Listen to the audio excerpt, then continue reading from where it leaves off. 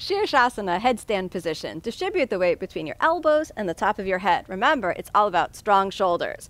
Place the elbows on the ground, shoulder width apart. Interlock your fingers. Really root down through the elbows. Top of the head on the ground. Keep the foundation in the elbows. Inhale, hips up, walk in, walk in. Send the hips up and little forward to come up onto the feet, onto the tips of the toes. Elbows really root into the ground. One knee into your chest. Then inhale as you send the hips up and forward. Come up into your half headstand, knees into the chest. Get your balance here established firmly and then activate the pelvic floor. Inhale, rotate the pelvis under ever so slightly.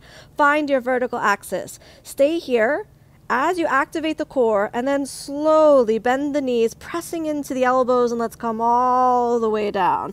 Make sure your elbows stay grounded the whole time you're in headstand. If you feel the elbows coming off, you know you went too far forward. Focus on the shoulders. You'll find it.